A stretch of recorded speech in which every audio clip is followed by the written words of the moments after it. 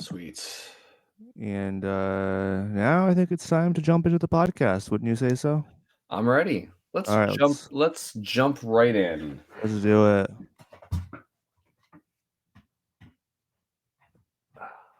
Hello and welcome to Paradise. You are listening to the Green Dudes podcast, the only Green Day podcast that matters.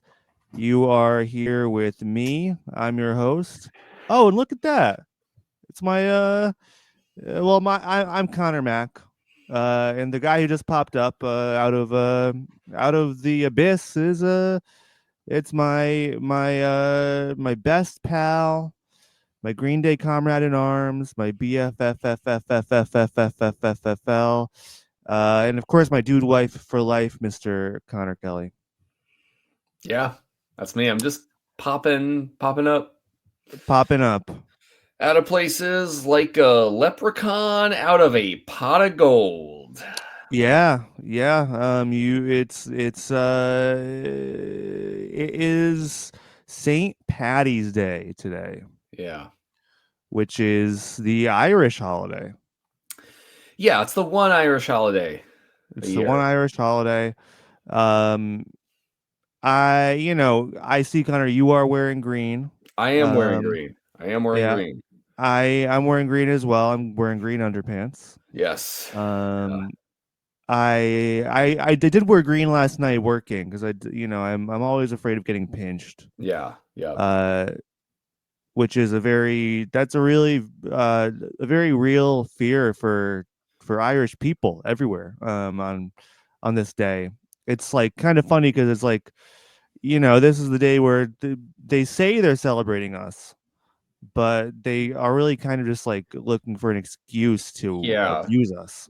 No, it's true. You're as an Irish person, you're never more at risk of being pinched than on the holiday that is Yeah, supposed to lift you up. And instead, what is it? exactly. Yeah.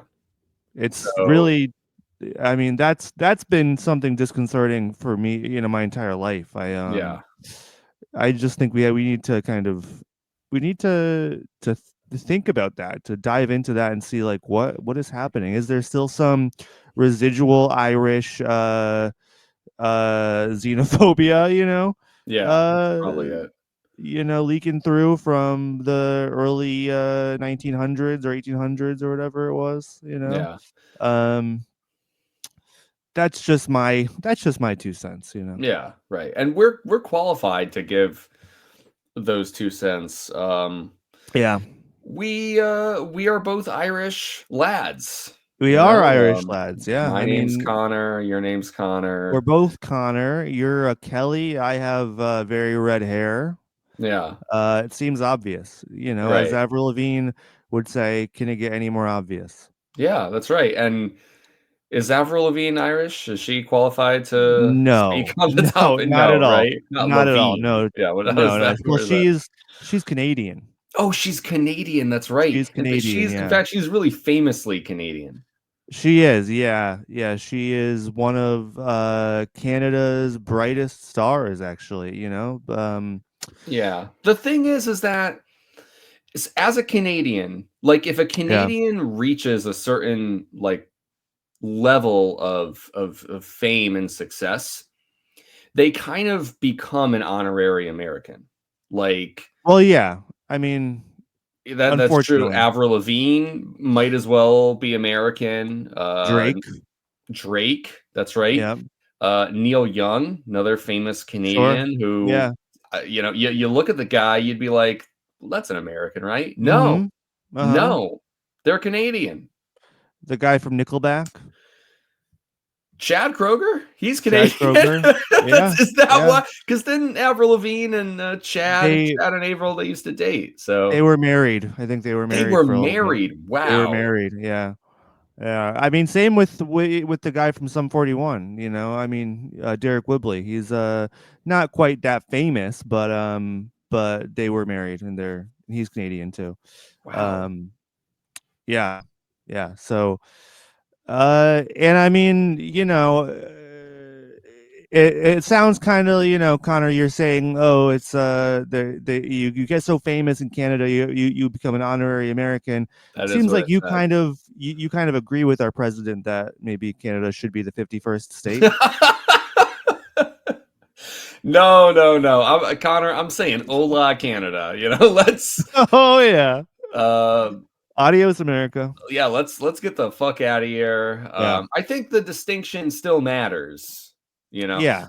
I think that's a very American perspective where it's like, oh Hmm. yeah, well you're one of the good Canadians, so let's just make you American. But I bet for the Canadians, it's like they probably really hang on to that. That's probably really important. Yeah. You know, I think it is, and we're seeing that more and more these days.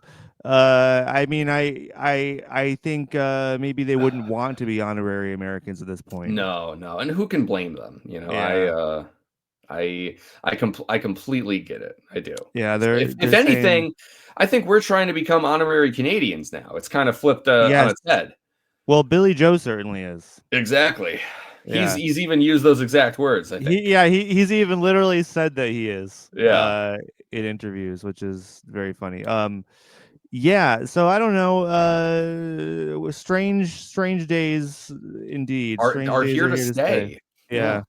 Yeah. Um, Connor, it's been a week. How have you been holding up?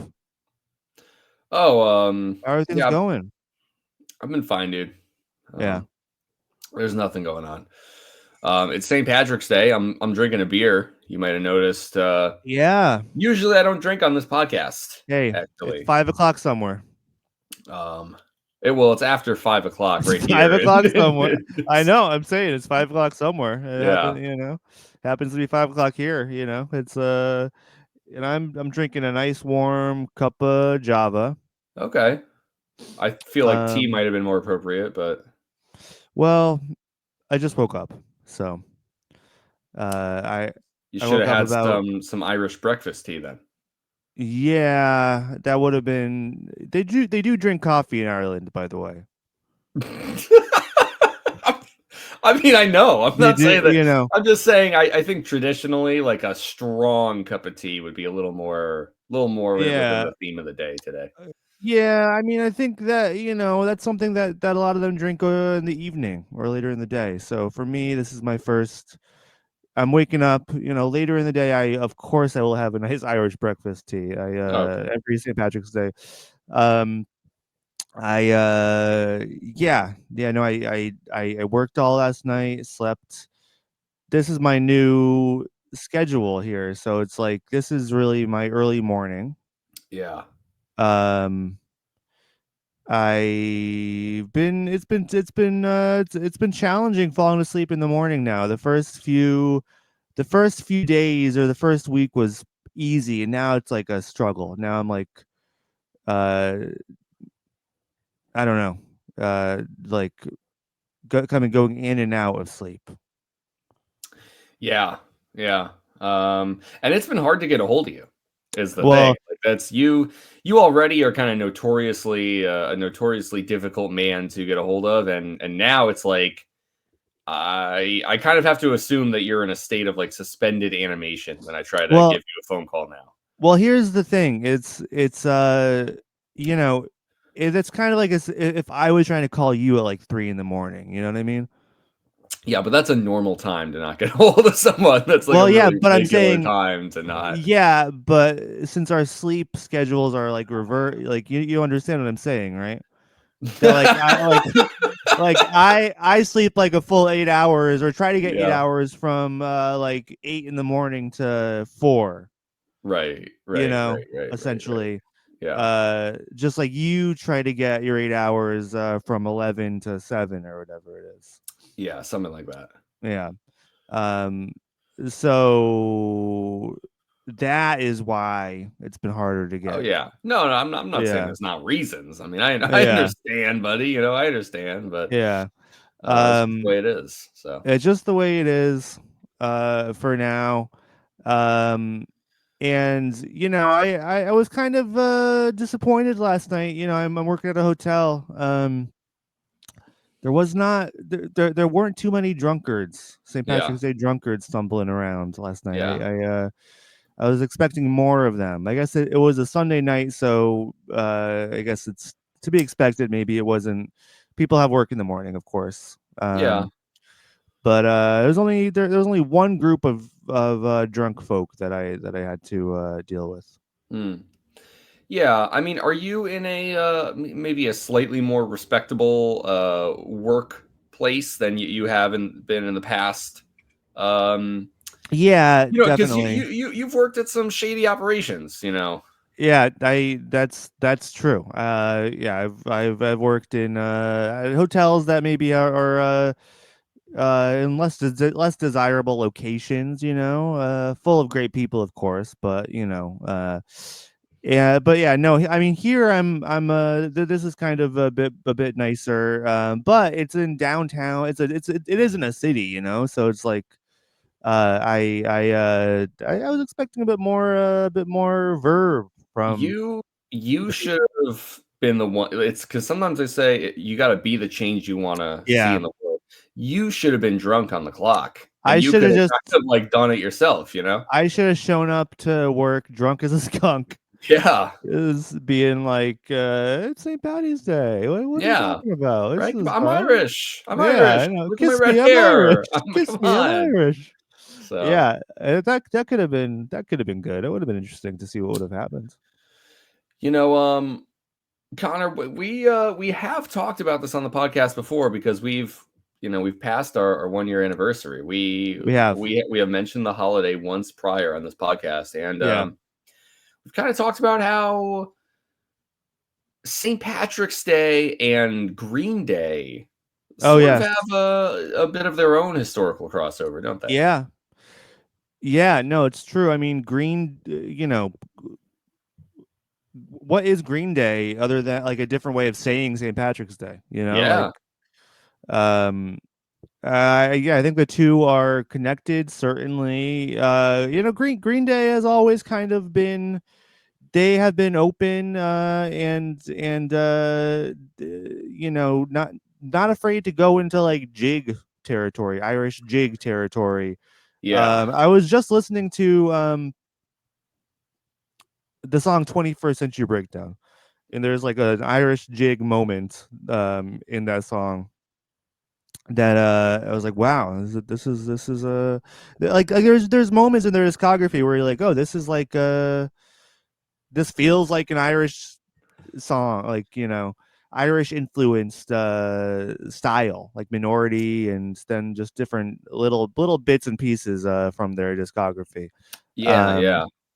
Although I've never thought about an Irish jig moment in 21st Century Breakdown. So that's a it's that's a funny shout out. you Yeah, yeah, know, yes, right? yes, yeah. Yeah. Now I hear it when you lay it out like that. That's pretty good.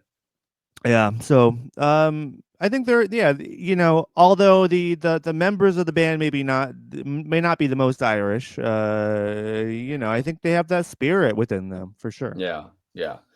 We, as Irish people, you and I think we could kind of count, the lads in Green Day as kind of honorary Irishmen. Connor, that's a beautiful thing to do. I think absolutely we can bestow them with honorary Irishman status. I think that is absolutely. I think that's warranted. I do. I Yeah, do. and we have Um, the authority within us to do that, right? Like Absolutely. I mean, Connor, it's binding and recognized, I think. it is. I'm a first generation uh Irish American. Yeah, I'm like, well, half first generation yeah. Irish American. So Okay, I your think I story can your do story's kind of falling I think apart there, I can buddy. do But that. I think I yeah, can do that. yeah, And your last name's Kelly, so it's like, come on. It's like yeah. we have the authority. We have the That's power true. here. I'm like third generation, which isn't Yeah. That's not that far off. it's not that far You're off. I like mean, you're like pretty much fresh off the boat, yeah, that's you right. know? I was Uh, born with a tater in my mouth. Yeah, you were and a born with whiskey in my hand. and a Blarney Stone in your Yep. Well, we don't talk instead of about that. Actually, a and kidney stone. worry rock. Yeah, That's an worry rock. Irish. That's an Irish Yeah, thing, isn't it? yeah. Traditionally, the worry rock. Sure, yeah, I yeah. mean, as Irish people, I think we can say that Totally. That's that one it of is. ours. I That's think that's one of we ours. claim it. It's We ours. The do. worry We rock. claim it. I'm Yeah, pretty sure that's true. I think so. Do you remember? I think we saw Green Day on St. Patrick's Day once. Do you remember that? Is that when we dyed our hair green? No, actually. Oh, which is really stupid. It is Okay. really we dyed our This hair feels like that green, would have made sense, but and I think that was the 2009 show. That was the second time we ever saw Green Day. yeah. And that was in June, I think, or something. But no, I think we saw Green Day on St. Patrick's Day in Worcester, Massachusetts, in 2017. Oh, yeah. Yeah, that makes sense. And didn't we also run into Connor, the Yeah, the we third well Connor of our the kind of third like Connor. our gang? Yeah, Yeah. well, our friend Josh, who is our other co-host on our other podcast, Chapter Chumps, he went to see Green Day too. That was the only time he's seen Green Day. Yeah. Um, but him and our other friend Connor, the other Connor, they had seats. And you and I were in the pit. Yes. Yeah, Yes, that's what it was. Because I have a picture of the four of us together after the show. yeah, yeah, Is yeah, why that kind of came to me. I was like, oh yeah, that's right. yeah.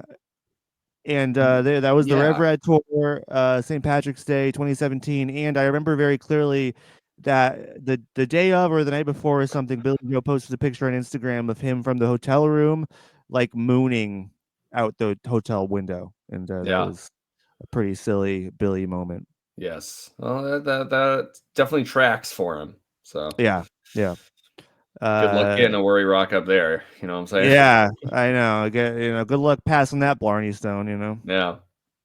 Um, anyways, I don't think there's too much Green Day news to cover today. I think they finished their they wrapped up the tour, the first part of their 2025 tour dates, which is cool. Good for It them. is. It is. We'll see what they do next. I think all that's on the agenda really is some festivals for spread out through the rest of the year. We will see. We'll see. I've heard some people say that there's going to be another tour. I don't know. TBD. Probably all the same people saying like, "Oh yeah, Hillside Dance is right around the corner, right?"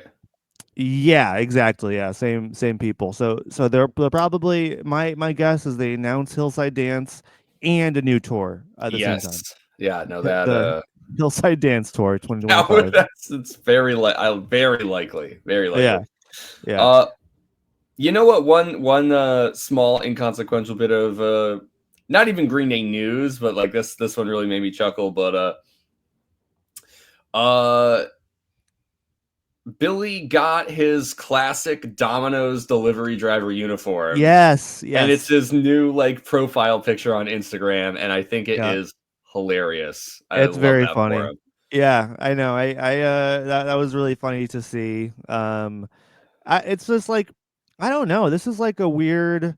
I feel like this is a weird like new piece of Green Day history or Billy Joe lore that like has been unearthed. Like it was just a couple months ago where he posted that picture of him and with the Domino's Yeah, uniform, and like I don't have any memory of that ever being a thing before. Like it's he finally uncovered it or something. But uh whoever got him that uniform is like, do they have connections to Domino's? Do they just buy it on eBay? I don't Like, are know. they like, do they have connections to the company? They're, Yeah, um, or do they just like buy it on eBay? How much did a classic Domino's uniform cost on eBay? I don't know. yeah. These are just questions I do not have the answer to. But Yeah. sometimes it's better not to know. I'm just happy he has it. Yeah, me too. And it would be cool for him to bust it out on stage. I think Yeah, that'd be that would be kind of fun. awesome for him to play a show. Like maybe everyone in Green Day could like wear a uniform or an outfit that Yeah, signifies like an old job they had back in the day, you know? that would be cool. Yeah, yeah. We could have, Mike. I think Mike was a dishwasher, so we could have. He could wear the apron Yeah, and apron, stuff. some Or like latex gloves. yeah, some gloves. That might make it harder to play bass, but that's fine. He could do it. He's a great bassist. He could Tr- commit to the bit. Trey could be a clown, Yes. Oh, perfect. Yeah. right? Because He he like full went clown makeup. to clown He school went to or clown school. Yeah, yeah. right, He did. something like that. So the legend says. Yeah. So I don't know. I would believe anything he dressed up as, pretty much. But Yeah, yeah. Clown. He could be a a. Canadian Mountie. Oh, he could be. He's yes. Famously, he was a Mountie. I mean, officially, I don't know, but he was a But Mountie in Canada but at some honorarily point. he was for sure. Honorarily, absolutely. Yeah, that would be interesting. Jason could be a librarian. I'm just assuming. I'm just Yeah, assuming that's where he was. that's a good assumption. Yeah. Yeah. Anyways, today is a kind of a special day on the podcast here. We are at the end of Dookie. We just talked about in the end. Oh, Oh, I Connor. know, I know. I made that joke last time and it was stupid then and it's stupid now. I Well, I think it was. just can't Uh, help myself. I think it was better this time. I think it really it worked this time. Yeah, okay. Thanks. Um, yeah. We're talking about F.O.D. today, which is the final track on the album Dookie, which is, Green Day's 1994 breakout smash hit album. Um, yeah, this is we are really here, Connor, at the Yeah, end I of the know. road. Um, Now FOD, this is I mean, it's always kind of been a bombastic part of Green Day's discography. Like the last few songs on that we've covered, I've been like, sometimes they get lost in the mix. They get lost in the shuffle a little bit after all the fucking singles and cult hits and stuff.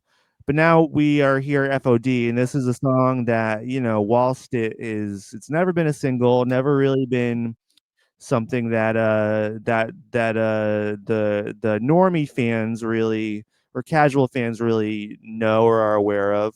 Um, this is like a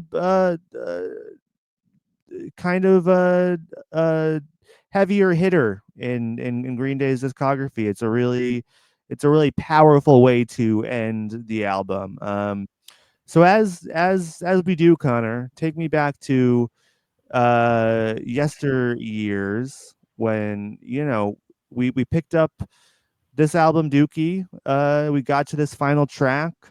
uh Take me through the thoughts of that kid, that kid who just discovered this, and what was going through his head when he uh Yeah. first got acquainted with Yeah. FO.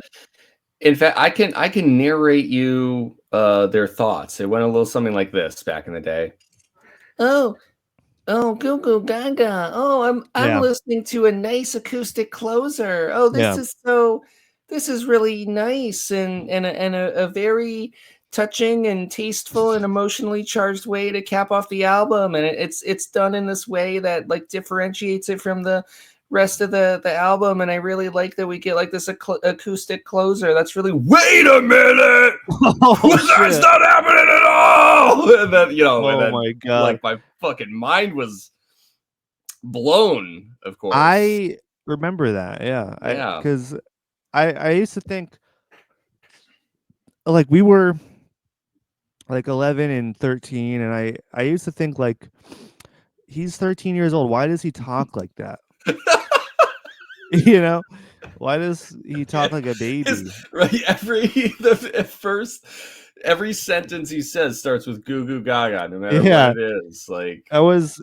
I mean, eventually I got it. That's kind of like just your thing. Like, yeah, I mean, I was going through a phase at the I time. mean, It's a long time, but yeah, even still today, sometimes it comes out, and it's just like, yeah, oh, he's right, having a baby moment. It's right, okay. yeah, it's I'll kind of a let it be. tantrum, or He's yeah. throwing yeah, he's throwing a tantrum again. It's okay.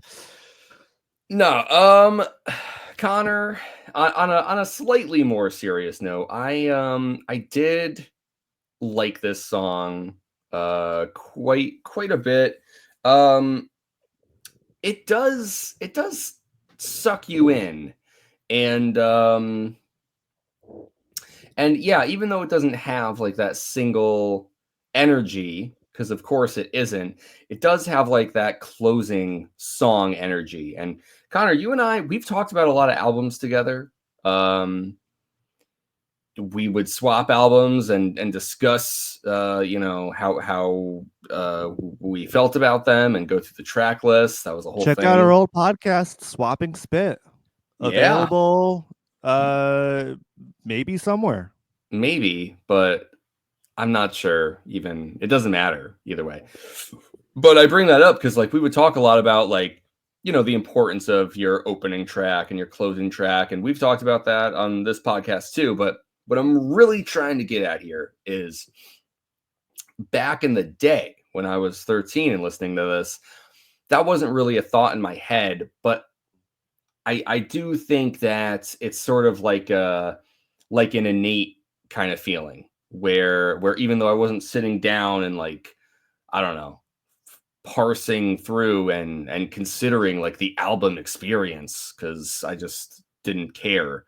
Um, it doesn't mean that FOD doesn't have like conclusionary closing track energy. And whether you're thinking about that or you're aware of it or not, that that feeling that it's like imbued with and the way that it's delivered, I think is still kind of like carried through. There's like a truth in the message kind of deal. You know what I'm saying?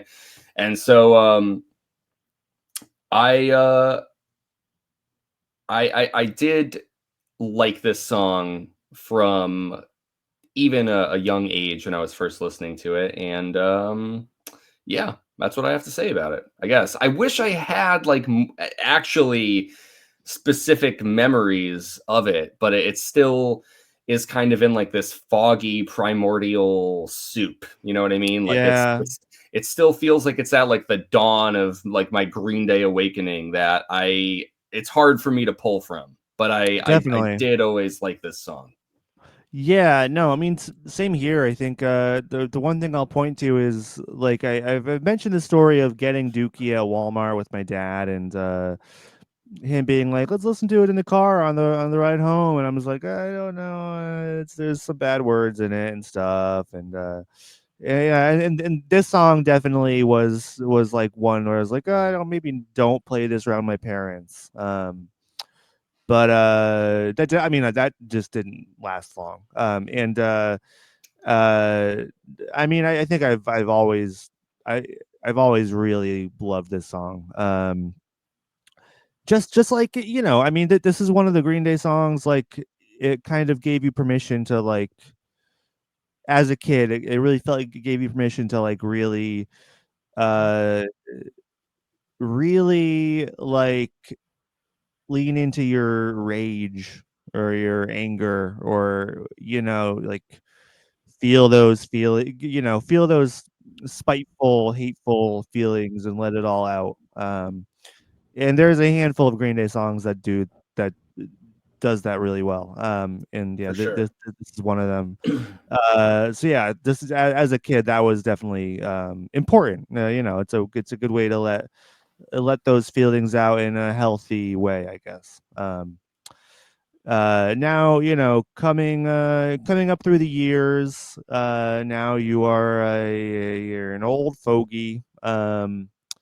Having lived with this song for all those years, Connor, how do we land on it today? What are your thoughts? What I are your thoughts? I I do like the song more and more. Like going through and talking about Dookie track by track, like does and has like kind of made me pause and think of it like as an album more. Um, because I think that Dookie is kind of one of those records, like it's so big that sometimes I think it kind of buckles under its own weight um and almost kind of like turns around on itself, and like I don't always think about it I don't know, I guess like in that regard. But FOD as a closing track really is excellent. And um I guess what I think I appreciate it about it even more is kind of coming off the tail of what we've been talking about with these the latter half of Dookie, and pretty much like since we were discussing She and saying like, hey, there's kind of like this thematic, almost narrative sort of change within the lyrical content of the songs, and like the focus of what Billy's singing about, that it sort of lends itself to this idea of like a change within like a narrator and a change within a direction of a story. And if that seems like a step too far, then you don't have to consider it like a narrative thrust. I think that just like objectively on the face of it, it's like what Billy's singing about changes. And I think that FOD is a great way of um, sort of like capping off that discussion, because uh, it feels like it embodies like these two halves a little bit, where like there's like growth and recognition, and there's like cutting off uh maybe people in your life that are not like serving you, or that are holding you back, or however you want to word it. But also at the same time, like it's not done in a in like a humble or like self-improvement kind of way. Like, yeah, there's a lot of spite and there's a lot of anger here, and I think that like works really well, like within the context of like the whole album, the first half, the last half. It feels like when you put those two things together, those like two big main ideas of like slacker loser, and like kind of like growing awareness, you kind of get FOD, I think, a little bit as like a synthesis of those things. And it's like, man, I don't know. I really dig that, and the song itself, obviously, it sort of embodies that with like the two halves of the song as it transitions from acoustic to explosive electric. I don't know. I think there's actually a lot going on here. That's pretty cool. Yeah, yeah. No, I think you're spot on. Yeah, it's not really a super humble song, but it is.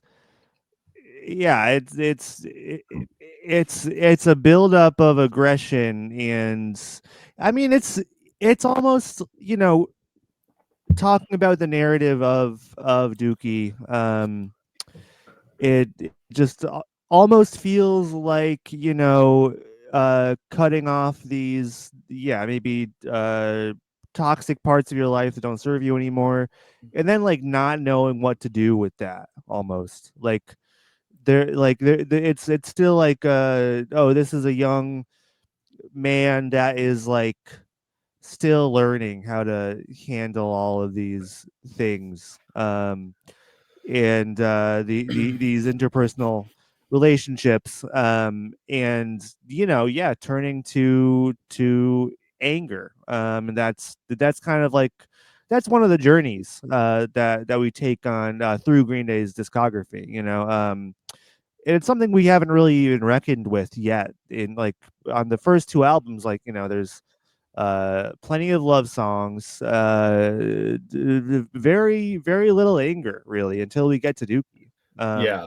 True. and it's really it starts with, like having a blast, chump. He, this is really Billy recognizing, hey, this is something that happens to me now. I have all these feelings and emotions that's all boiling up, and how am I gonna handle this? And then, I mean, it's just a perfect through line into Insomniac. Obviously, we'll Yes. get to that. But that's part of like '90s Billy dealing with his anger. And I mean, that gets wrapped up in a lot. It's all there with substance use, and like it's all connected. But yeah, I mean, I don't know. I think that's kind of a natural, like that is that's a progression that a lot of young people go on. It's they're learning how to deal with what's going on inside. And we talk a lot about how Basket Case is a song about mental health, and I think some of these angry moments are the same. It's not anxiety, it's rage. And then obviously we get to Rage and Love in American Idiot, and it's just kind of a balance that maybe is struck at that point. But this is the beginning of that, and so I think that's a cool thing. That's just something to take note of. Yeah, yeah. That's a lot to chew on there because you're kind of drawing out the potential roadmap, of Yeah, but yeah, I mean thinking about on American Idiot, Rage and Love as kind of like a balance or a synthesis of those things, almost like a reconciliation. It's like yeah, yeah, Billy's yeah. Billy's plenty angry, still as he's Sure, going through American of Idiot, course. but yeah, I think that's a great idea or a great thing to keep in mind as we get ever closer to that moment and like where those Yeah, things start. Like that's the important thing. It's like as you go through the definitely. discography, trying to pinpoint, where is it that these ideas um start to take shape. And Yeah, like, yes, I do think Dookie deserves. I mean, deserves make it sounds like an accolade or something, but but Dookie should be recognized as like that the inception of that anger or the thing that yeah, like holds that for the first time. Yeah. yeah. No, I definitely think so. Yeah, and so I mean, and this is like, it's kind of funny, like we talk about these songs, and like sometimes I'm just like saying shit, and I'm like just like realizing it for the first time as I'm saying it. But I mean, I think through my life, like I'm in the same boat as you, where I enjoy the song more and more. Like it really is a great song. I think that duality is really great, where it starts off just on a ratty acoustic guitar and Billy singing. I think that's then it just explodes, and that's like just some of the explosive rage we see from Billy Joe in the '90s, and we see, I think of that video where he just drop kicks that guy in the audience. Yeah, yeah, yeah. Like there's something boiling underneath. Um, and like there's been moments in my life where, like, I mean, I don't think I explode like that, but I think we all have moments where we just get it's a human thing to be overcome with anger, and I think like that explosion in the song, like it really captures that feeling of like just being overcome with anger. Hmm. Like it really feels like that. It feels like explosion in your brain. Yeah. And yeah, so I love the song. I still love the song. Um, yeah, let's get into some of the finer points here. I think we can talk about the guitar, I guess, first. But there's two halves to the guitar, obviously, like I mentioned. Yeah. We start off with that ratty acoustic guitar, and that's what I. It doesn't sound good. Like it's not supposed to sound good. It's supposed to sound like a crappy, like cheap guitar. Mm. And I love that. What do you think about the guitar, specifically the acoustic intro here? Yeah, I agree that like it's not meant to sound good. Not that it sounds bad, Yeah. but yeah, I the feeling that it kind of translates to me is like this really like there's no frills to it. You know, it sounds like someone just picking up their acoustic guitar from the corner of the room and just recording it with totally straight. You know, there's nothing to enhance it. So yeah, I do think that there's kind of a um like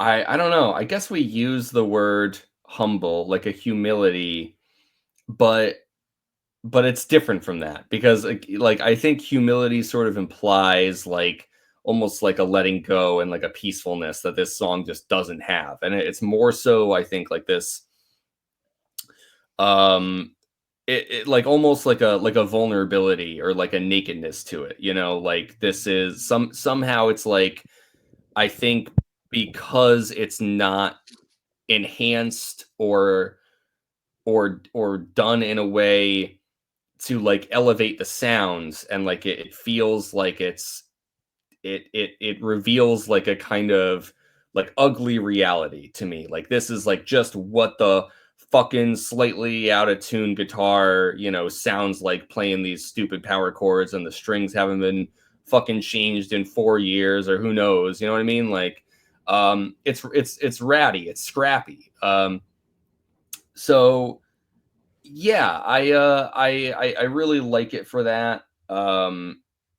Because it lends to that feeling of the song like being a confession, I guess, or like Yeah. of that, you know, like Billy returns to that idea of like being compelled to say this thing. He's aching, Yeah. you know, like he cannot. And I think like the guitar and the tone of it and the playing of it and like the bareness of it sort of creates that feeling of like as Billy's like starting out, it's kind of like this small thing that's building and building and building until it reaches that breaking point that you're talking about. And yeah, that's really captured like exactly right in the Yeah. playing and in the sound of it. Absolutely. Yeah, no, I think that, yeah, that like vulnerability is definitely the point to me. I think, you're right. It does feel like, yeah, it's picked up from the corner of a bedroom, and it's just you know, a compulsion. He has to get it out. And I mean, it makes me think of, even like, this is before even, I knew about. It just makes me feel like the replacements or something, something like just really kind of like raw, and Yeah. yeah, and unrefined, and I think maybe that was the intention. I know that's a huge influence on Billy. It might be just coming out, even, this early on. Yeah, and I think, I'm gonna credit Rob Cavallo here too. Like, not that it's some fucking like amazing new thing, having like a lo-fi moment on a major studio record. Like, that's it's cool, that's the artistic decision, but like, I think that really is that's stroke of genius. I think, because yeah, if it's the same guitar that is used on Good Riddance here, and is recorded in the same way for the first half, like, that wouldn't have the same effect. It wouldn't. it would not serve the song. So I think it's yeah, I think it's cool to give them permission to lean into that kind of scrappy DIY kind of lo-fi sensibility. Yeah, and then I mean, I guess we can just talk about because there really are two halves to the song, so we might as Yeah, well just talk about Billy's vocals here too in sure. the I just why the fuck not? Why the fuck not? This is We're just just how talking here. it just makes sense to do it this This way. makes sense. I mean, if this was recorded in 2020 or something, 2025 or 2015 or something, this would be like a voice memo. Like this would be just the first half of the song is a voice memo.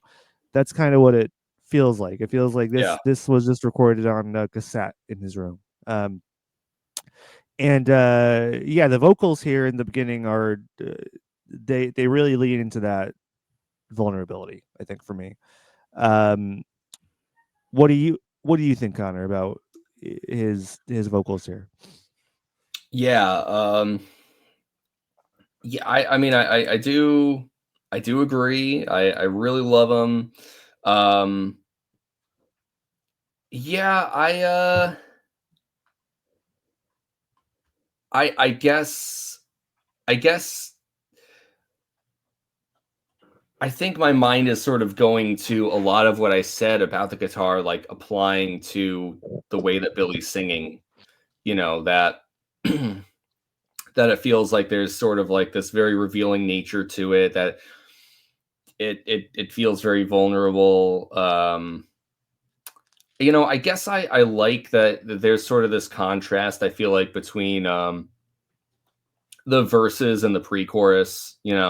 I think with the verses, the way that Billy's singing, um it kind of just feels like somehow like it's like his unfiltered thoughts. Like obviously they're sung lyrics, and this is something that's been that's been written with intent, and with this like artistic intention. And uh but I feel like the verses, and like the way that he delivers them, it's like the rhythm of it feels a little off the cuff, and then like you get a little bit more like melody, it seems like to me, in the pre-chorus. Like you get a little more like spring and a little more flair in the guitar, and I think that Billy's singing sort of um picks that up a little bit. um and I guess if we're talking about his singing before that second half of the song, the repetition of like when he says to say at the very very end, like that quiet repetition, where it almost feels like it's gonna get lost, or like you have to strain your ear just a little bit more to pick it up, like just before obviously the explosive second half. um I think that really lends a lot of not only like not only considering like the actual dynamics of the song, and how like that kind of strains your ear, to you're like sort of almost primed for like a drop, or like for the floor to fall out underneath you, but I think also in terms of like Billy's delivery and what's happening within the song, like content wise, um the fact that he takes that moment to like go a little quieter, it almost feels like it's like, oh, is he backing off, or like is he not able to say what he wants to say, like it's like that faltering or whatever, like it's like that moment, just before the climax, where you don't know if the hero's going to do it or not. Like, not to I'm not saying that this moment of the song is as big as that, but like in my mind, that's kind of what I go to, because Like it in it Star Wars. like in Star Wars. which of course is, just a repetition of the monomyth. Go read Of course. Hero with a Thousand Faces. Like, come on. Uh, but of course, Billy, he doesn't just like fade off into like the acoustic sunset. Like, the whole thing comes back with Quadruple the Force. But yeah, that moment of quiet repetition there, I think really does wonders for a lot of what we're talking about in the song here. Yeah, it does. I think and I mean there's like a it's he's not whispering, but it like feels like a whisper almost. Like there's like a quiet seething in the vocals, I think that really I mean you can kind of feel yeah, you can feel him kind of like building up to taking charge, or to taking a stand at the end. Um and I don't know. I think the one line listen up because you might miss that's at the end, but like that like uh really kind of makes me think of that seething that's like that is finally let go at the in the climax. But um yeah, I think it's like a perfect for this intro part at least. The vocals and the guitar are like it's like they're perfectly kind of injured. They almost feel like one instrument, honest. Like Yeah, it's like yeah, they're very in sync. Yeah. they're very in sync. They're very intertwined. Um, and yeah, you're kind of right where it feels like, oh, is this is he going to back off? Is he just gonna is the guitar going to ring out in resignation? Because that's like that feels equally possible to uh what ends up happening, which is this grand explosion here. Now I think we can get into that. um Connor, I don't know. I mean, obviously we get the fucking electric guitar comes Yeah, bursting onto yeah, the scene here. But I think maybe we can talk about the drums first, because the drums play a pivotal role in making this half of the song feel as powerful as it does. yeah, What do we think of Trey's performance? And I mean, kudos to Trey for waiting patiently. yeah. I know. He just waits patiently like a good little boy until it's time for him to come in. And then when he comes in, he lets it rip. That's right. No, I mean, essentially, you have to realize, you have a feral clown child just, sitting in front of this drum kit here, and like he's, It's true. it is not easy for him to be waiting, No. as long as he does here, for What sure. do you think they give to him to reward him for his good behavior? Um, man, it's got to be some kind of like a Scooby snack equivalent. Yeah, absolutely. Absolutely. Maybe like I don't know, a tray treat or Trade tree. I like it. I like it. yeah. We can trademark that, That's right. That's right? another trademark. It's something Yeah. like that. I Yeah. don't know. Um, yeah, the drums here are um well, they're powerful. This is like a performance where there's not a lot of, I think, like obvious technicality behind it, where sometimes we're kind of like, oh man, like, Trey's kind of holding together these different time signatures, or like we're going into like this deep rolling kind of bridge part where the whole song falls apart. But once Yeah. Trey comes in here, it's pretty much like a battering ram from the moment the drums start to like the end of the song. I think the one moment I really would shout out is, okay, so like right when the song transitions, it goes into the chorus. And then when it goes back into that pre-chorus, he has like this great like you know Yeah. that like uh you know big fill that he has there in between those two moments.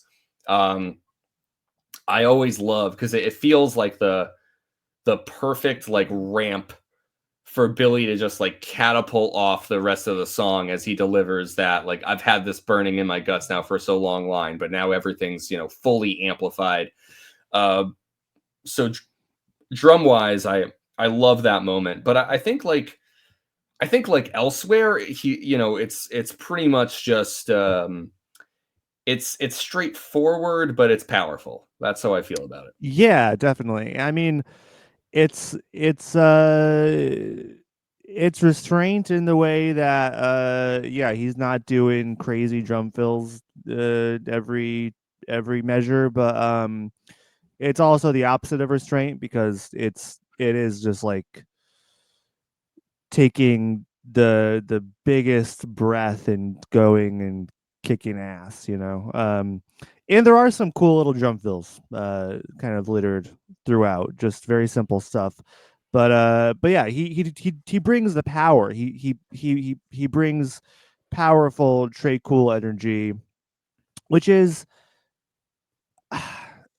I don't know why I'm still harping on. Well, this is the second album with Trey, so it's like, why even mention this? No, Why even mention this? let's talk about let's imagine if fucking Kiffmeyer was gonna Yeah, play FOD. What would that be? but Connor, it just you can't do this though. You wouldn't be able to do this with like it just would not have the same.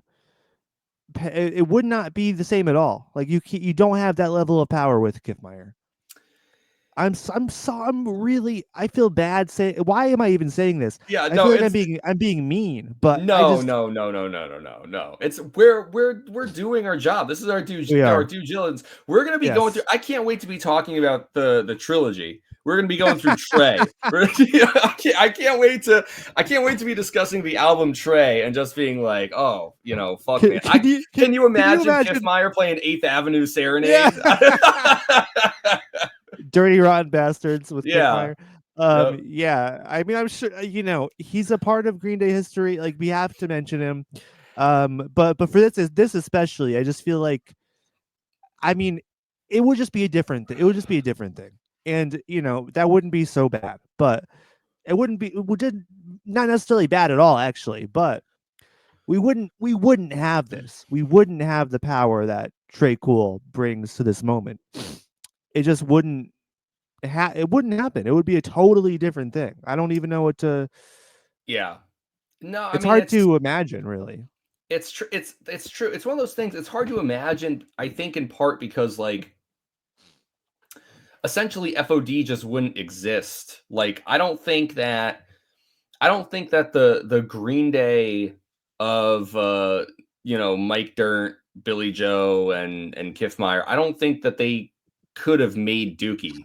And it's obviously not that he's coming in here and he's like fucking writing all these songs and shit. Like, but we talked about that not too long ago. I'm probably going to blank on what track we were discussing, but there was a moment where we were kind of saying like, wow, like this really showcases the chemistry between Mike, Billy, and Trey, and how chemistry is such a difficult thing to articulate and an even harder thing to like pinpoint or like have evidence of beyond just being aware of it.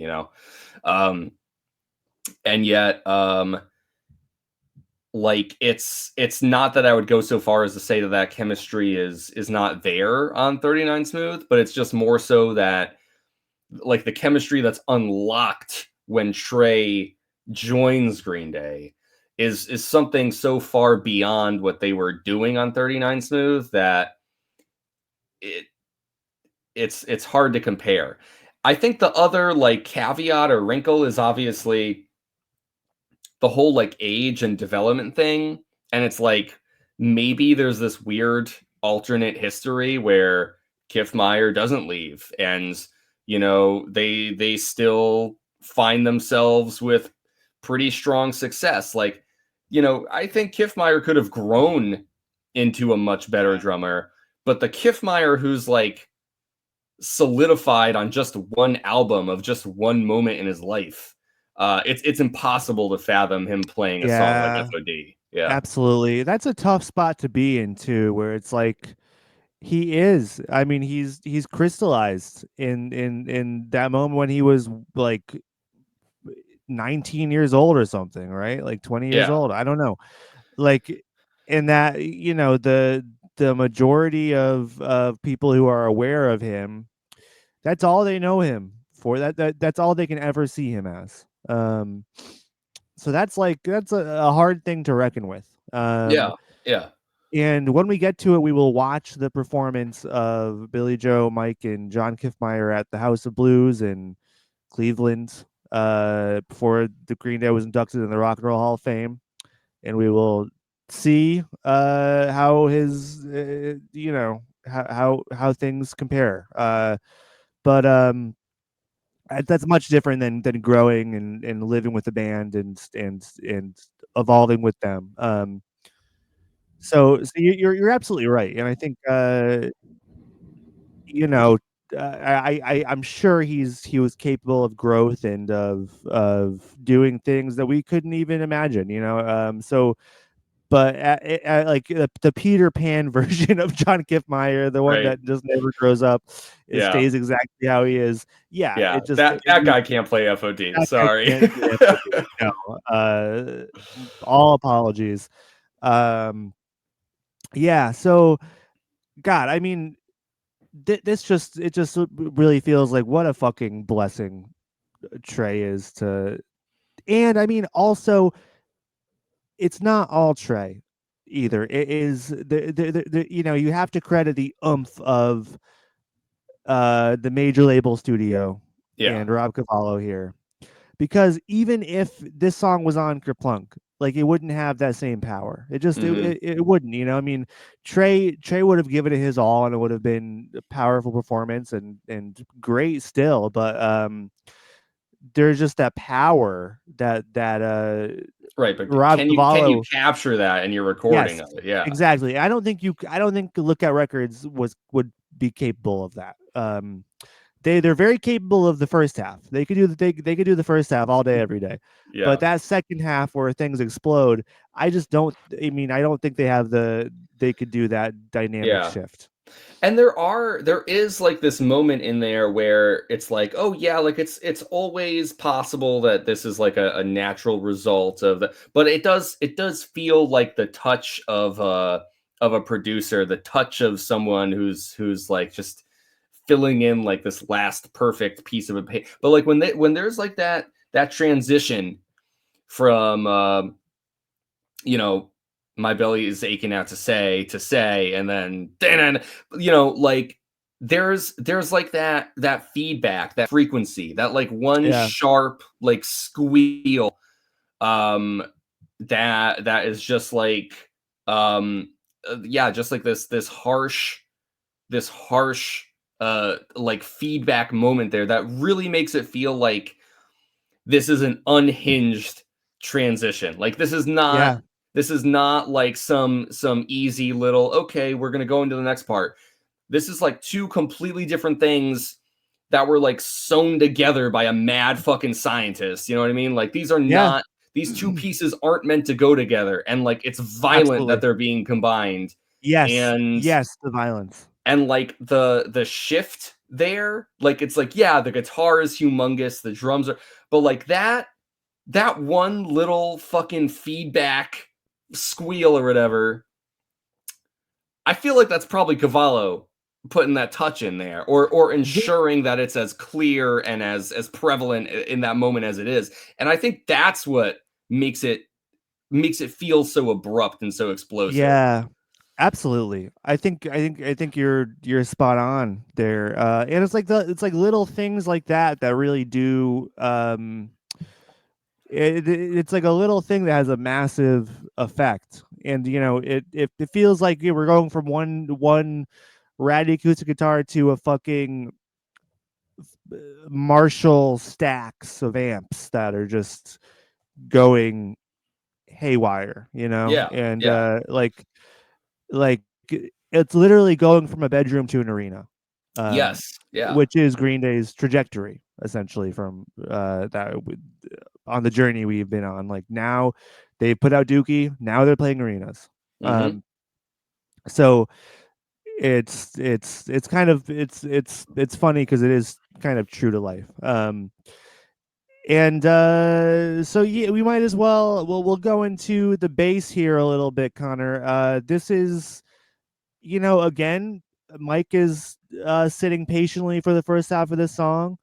He's definitely making some. I mean, they're both. Let's be honest, they're both making crazy ass faces yep, while Billy Joe is playing this first part of the song. They're just that's where they let out their energy. Really, they're just yeah, like yeah. they're like That's you know that they're definitely, like definitely. I could they're see pulling that weird for faces, sure. but yeah, Yeah, you know, for the crowd and stuff. Um, and then yeah, it explodes, and you know, I think this is another example of well, first, I don't think it would be as powerful if Mike didn't play to the song. I think he has to kind of be that low end here. But what's your take on the bass? yeah. I am sure that you're right. I think like uh because I know, like, rationally, I know that Mike is playing. Um but so I just have to just kind of take and just be like, okay, like the song would be different if Mike weren't playing, Yeah, just by virtue of just knowing that he must be. But honestly, Connor, I think this is the one song that I can say, and I hope this doesn't make me sound like an idiot. I cannot hear the bass. yeah, Just full stop. Like, period. I I couldn't even like pick it out because it feels like the guitar is just so overwhelming, like a yeah, torrent. Like it's like this crashing wave. And I'm just like, I literally have no idea if Mike is playing or not. Because to me, it just sounds like a smashing of guitar. yeah. I don't know what Mike's doing. He probably is just playing what Billy's doing I think he is. and enforcing that and building that. But I can't hear it.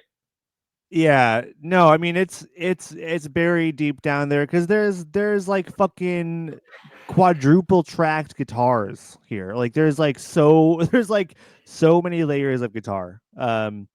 That the bass is just buried underneath it. But I mean, I think I think it is just it's holding down the low end. And if we didn't have that, I think you would be able to tell the difference. I don't think the guitars would have sounded as powerful without that low range being taken care of.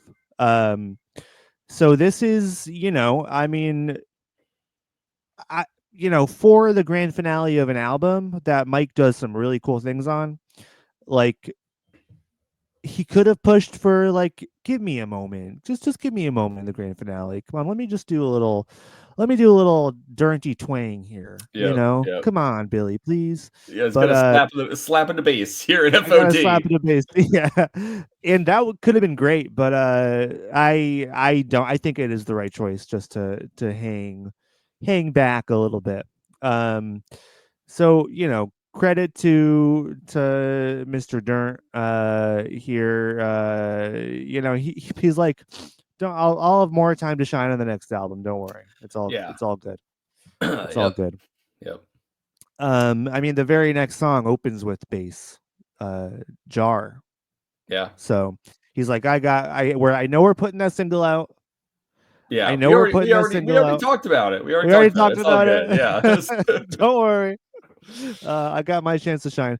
But yeah, and that kind of brings us back around to the guitar here. We've talked about it a lot. We don't have to go into super depth here, but like we mentioned, Connor, we go from a ratty acoustic guitar to fucking a million guitar tracks just fucking in your fucking face. And I don't know, we might have said all there is to be said about it, but you know, is there anything else you want to talk about Billy's guitar performance here? Yeah, you know what I will say is so I the other night on Saturday, I sat down and I tried to play FOD on guitar. I Oh, looked up nice. the power chords for it, and Yeah. because it is all power chord. There's other ways to play it, but it's all power chords. And I mean, here's the secret though. You can play anything with power chords. that's true. That You can is play true. you can play anything. Yep. You know, Stairway to might not Heaven, all power chords, all baby. power chords, baby. It might not sound exactly like the original version, but you can do it. Yep. Okay. Yep. Look it up. Um, but yeah, so I'm thinking about it because it's like I felt like I had the verses and the pre-chorus, like that's down. I was like, I got that. I got that rhythm. And then when it goes into the transition, like part of the difficulty is I'm singing and playing at the same time, just like Yeah. how Billy is. But like I guess what I'm trying to say is like I can play the guitar all the way through, but when it gets to the chorus and that and the guitar changes to the Yeah. like the way that like Billy comes in on the you're just like those two things that I could not like thread that needle like though that Uh-huh. was hard to do simultaneously. I wasn't able to. I'd have to play it more. But I guess what I'm trying to land on here in terms of what's happening in the song is like I think it kind of gave me like an appreciation of before with Billy singing in the verses and the playing. Connor, you had mentioned that like it's almost like Billy singing and the guitar is like one instrument. But here, like the rhythm for the singing and the rhythm for the guitar, it's not that it's like out of step, like it sounds perfectly fine together, but Yeah. there is kind of like this like harshness to it and this like clashing to it where like one is sort of filling the empty space of the other. and Yes. and doing that as just one person playing and singing, it's not as easy as it might sound. So Sure. it's like Billy makes a ton of very difficult things seem easy because you're like, oh, Yeah. that's all power chords. I can play power. You Sure. cannot play power chords like Billy Joe Armstrong. I'm telling Yeah. you, like No, he's no. I mean, he's you can't. mastered something incredible. Yes. Absolutely.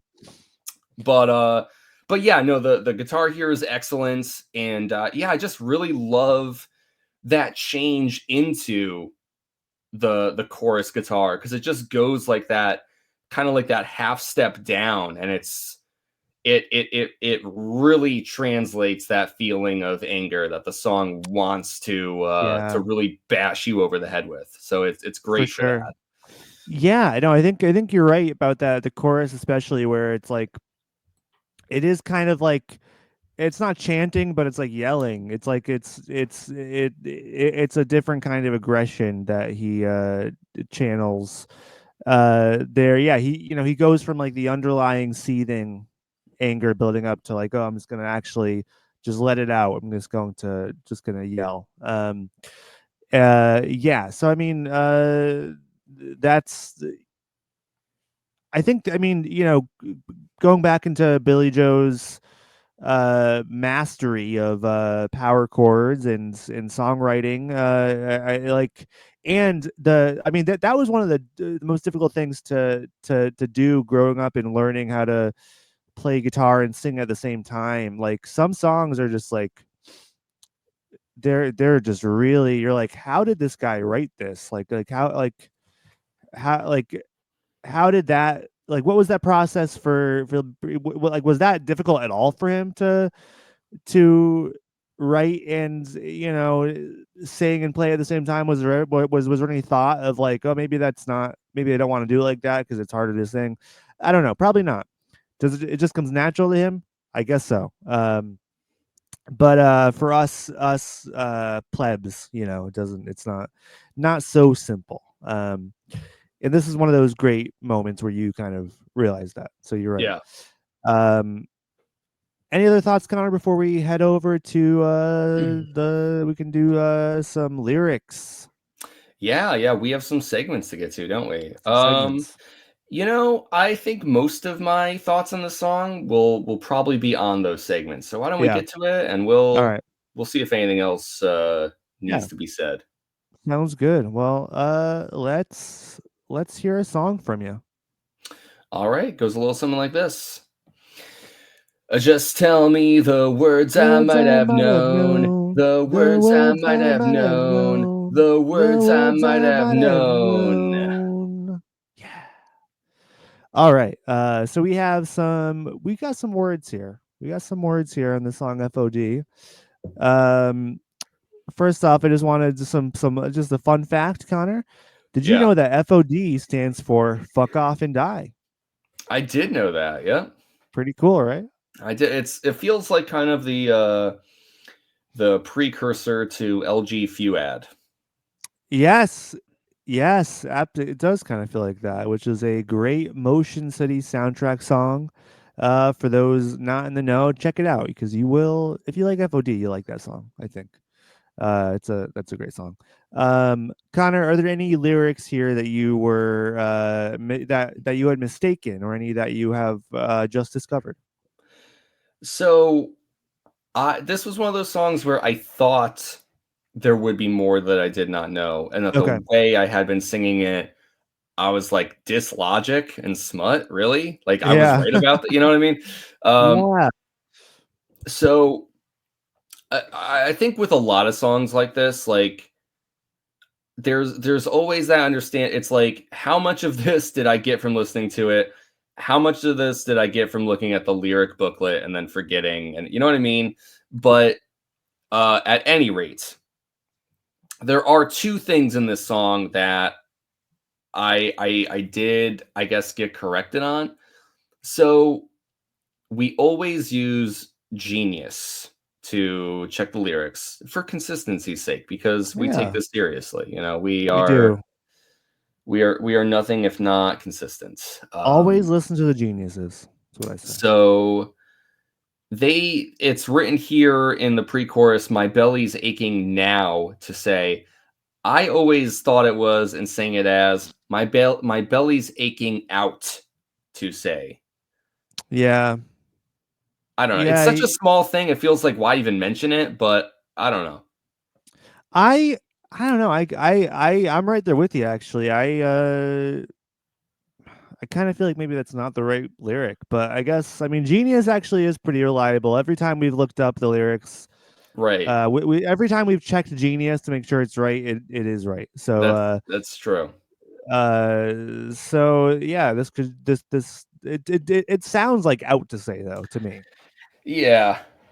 The other thing, so the very last thing that Billy sings, it's listed here as the outro when he goes, "Good night." Well, I always thought he was saying, "Go die," Oh, like, okay. because it's Yeah. FOD. Yeah. But, Yeah. but no, he's saying goodnight. Yeah, So, I mean, yeah, that could work, but no, yeah, I definitely always knew good night, but that makes a lot of sense. Um for me, the one thing that I wanted to mention was and this is something that when I was younger, for a while, this is what I thought the lyrics were. The end of the pre-chorus, so listen up because you might miss, and then he goes, uh, yeah. I thought he said, "Listen up and hear my hiss," like a snake. Yeah, yeah. Hear my hiss. So yeah, Yeah, exactly. I thought it was like doing a little snake thing, yeah. which he wasn't, but I don't know. It's still kind of fun. Yeah, Uh, well, I think it would work, it just would as work. well, It pretty would much. work. Yeah, yeah. So, But that's it. Connor, let's dig into these lyrics a little bit here.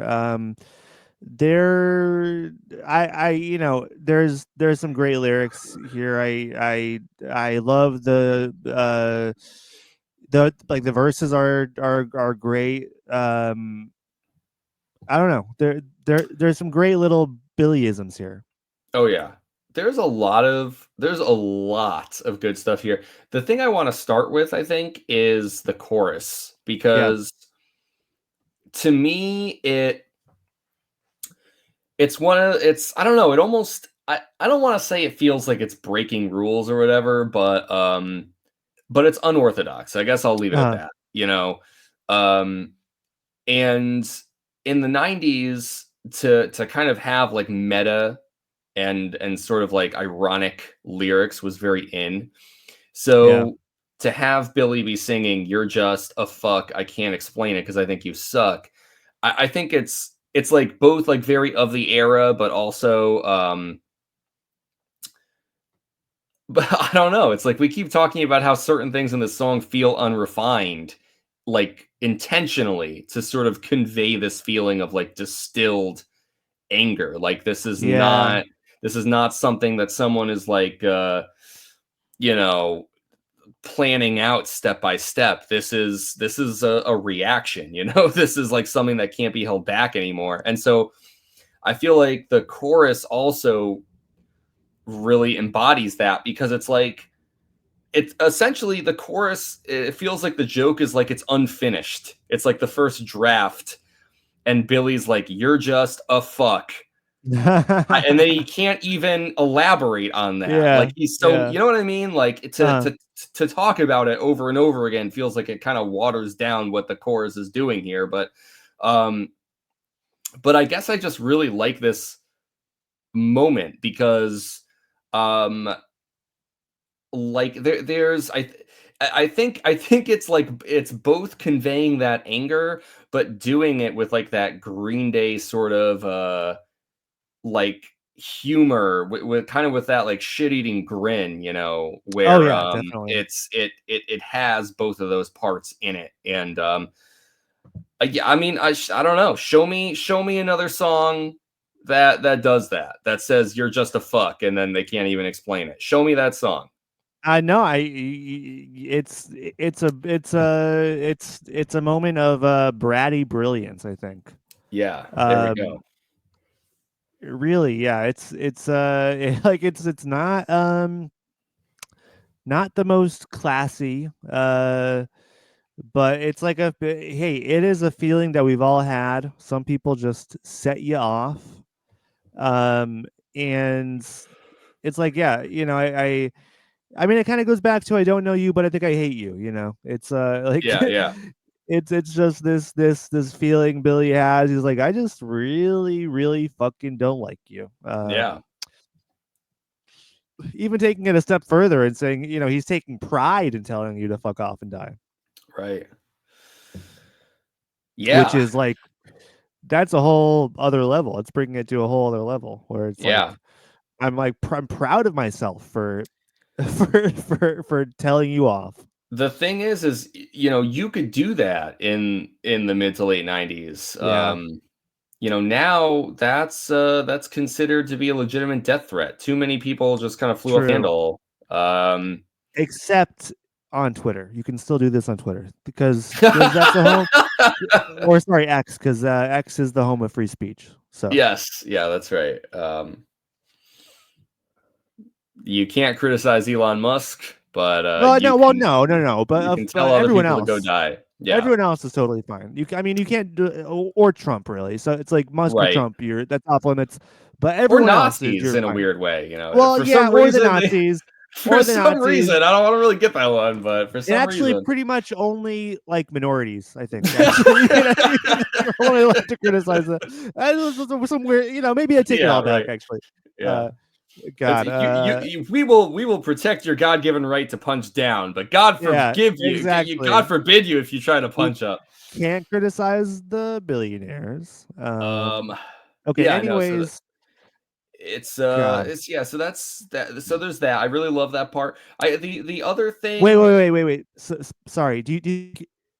I feel like this is a missed opportunity, Connor, for Billy Joe to like on the Saviors tour to say like to put Elon Musk's name in there somewhere. Like you're just a fuck. I can't explain it because you're Elon Musk. Oh yeah, right? Like, wouldn't that would have been so good? yeah. I can't explain it because I think you're Musk. Yeah, there we go. That's a missed opportunity for him. Yeah, yeah. Um, yeah, and you know what? Um, like the whole FOD thing, maybe the MAGA crowd, I don't know if they'd be able to parse that one out, Yeah, that You would you be a might be bit able to too sneak something in there with the abbreviation, so definitely, yeah. I don't know. Um, Well, we'll be sending these notes to Billy. He'll, oh you yeah, know. no, of course. We'll send him over a note in a Domino's pizza box to his house. Yeah, exactly.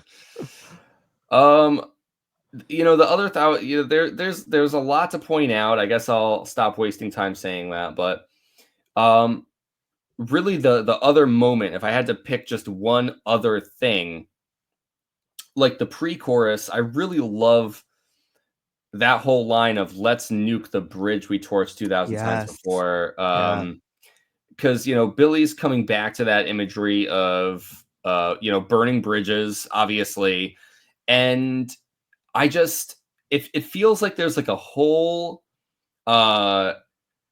a whole messy, chaotic history, wrapped up in because fuck burning bridges. They've burned this bridge 2,000 times. Like the Yeah. only way for this connection to be like severed between these two people is for Billy to take this stand and to literally say like you should just be fucking dead. Like it's the Yeah, it's like yeah. the only way apparently. And like that line just carries so much weight and so much like a seeming kind of history to it. Like it's like when we're doing our book podcast and like there'll just be one sentence that feels like it opens up a whole uh a whole other like thought or idea that you never considered, and all of a sudden it's amazing how much you can accomplish with so few words. And I think that this line is very similar in that regard. Yeah, You're for sure. nuking a bridge torched 2,000 times before. It's just a Yeah, fantastic line. definitely. I mean, it implies so much history, and I mean, really kind of gives you the impression like, okay, this is not just Billy uh flippantly, as flippant as it seems. This is not him flippantly saying, "Oh, fuck off and die." This is something that, I mean, this proves that it's been building for a long time. That it's not just a spontaneous combustion. This is something that needs to happen. Yeah, time to blast it all to hell. Yes. Uh, the line I really wanted to bring out was just because I think this is a really great Billy line that I think he's kind of toyed with in different songs since this, but it's in verse 2. When it's all said and done, it's real and it's been fun, but was it all real fun? I've always loved that line.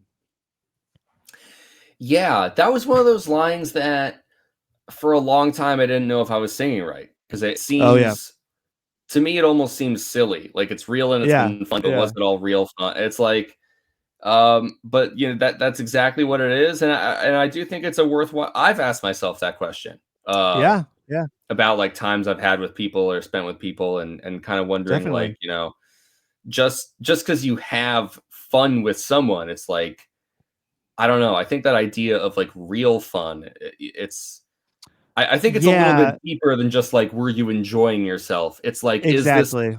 is this Yeah, fun that is like cathartic, or yeah. is it fun that you're uh yeah, I'm not sure how to word it, but it's Well, it's kind of like the um what was that line where it's like the all like the fuck um what was that line? I can't even think of what song it was in now, but we were discussing it earlier on Dookie, and it was like Like the good times you pushed on me, or Oh, yeah, yeah, yeah, what am I yeah. blanking on right now? Yeah, I think that's is that having a blast, maybe? Yeah, is it? Oh, I don't know, because now I'm thinking it's like I'm taking it all out on you and all the shit you put me through. Nah. Yeah, I don't know. Oh Okay, yeah, wait, yeah. wait. A loneliness still comforts me. My anger dwells inside of me. No, The happiness you the pinned on me. happiness. The Yes, the happiness you pinned happiness on you me. pinned on me. Yeah, Yes. Okay. Sorry for that messy no, it's connection, okay. but that's. I feel like it's almost that idea Yeah, yes, of being like stuck or forced with something positive rather than yeah, like experiencing it like naturally or beautifully. definitely. Yeah, no, I think it's yeah, it's about like yeah, forced connection or a surface level fun that maybe isn't upon introspection maybe is forced or unhealthy or not worth the while, so it's kind of, I mean, kind of a complex feeling that I think we've all kind of been there,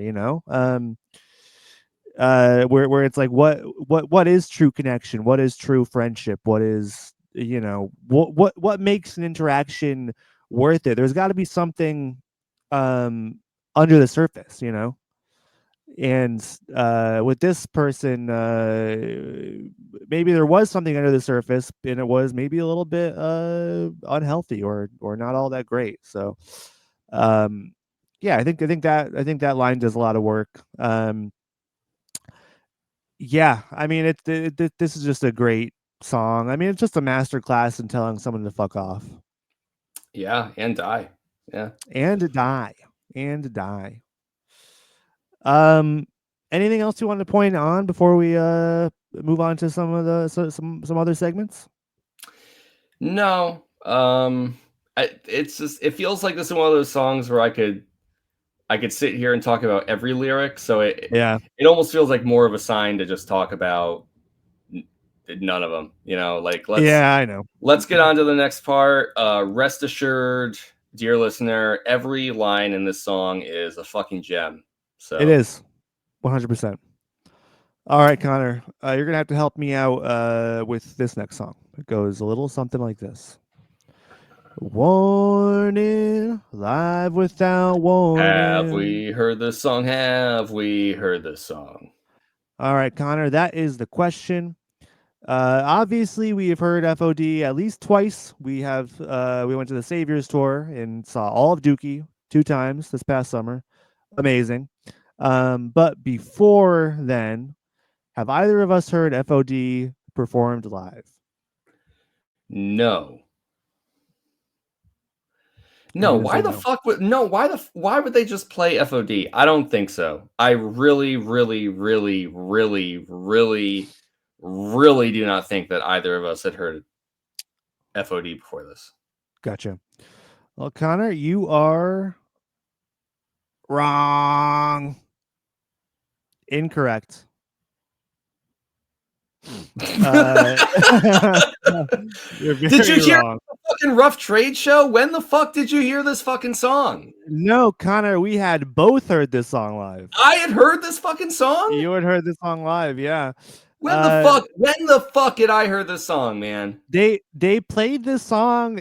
We referenced the concert actually just moments ago. 2009. At the XL Center in Hartford, Connecticut, they played FOD. That was one of the mind fucks. I remember, we both freaked out. They played a handful of deep cuts at this show. Um, And that was our second Green Day show? that was our second Green Day show ever. Yes. Wow, yeah. I don't feel bad about forgetting that one. I'm too old for this shit, man. Uh-oh. I don't know if this is still recording, but Connor left. Yeah. Now I'm back. Don't worry. Now I'm back. Okay. God. You went solo for a second. Yeah, it scared me. I didn't know what to do. um, yeah, and I mean, honestly, I don't even know. I mean, it's possible we've heard it more than that, actually. But like, I'm gonna just check because I feel like we've heard it more than that one time before. Let me just see. It's gonna take two time to. Oh wait, no, Connor. At the show after that, in 2010, in Hartford, they played it again. Man. Yeah. Dude, sometimes this podcast makes me feel bad. I'm like, I've seen Green Day so many times. I don't even know what songs I have or haven't heard. Yeah.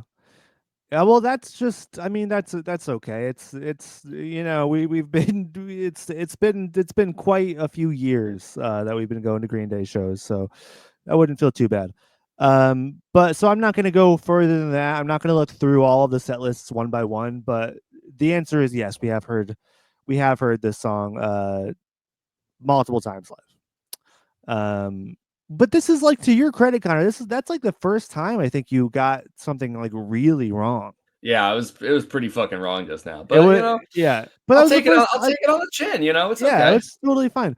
Because, like, I mean, that was really, like, you really got it wrong. Oh yeah, no, Like, I whiffed it. Yeah, for you sure. whiffed it. But before this, like, you had a pretty good track record, so Yeah. don't feel bad. All right, I'll rally for Insomniac. It'll be all good. Yeah, yeah.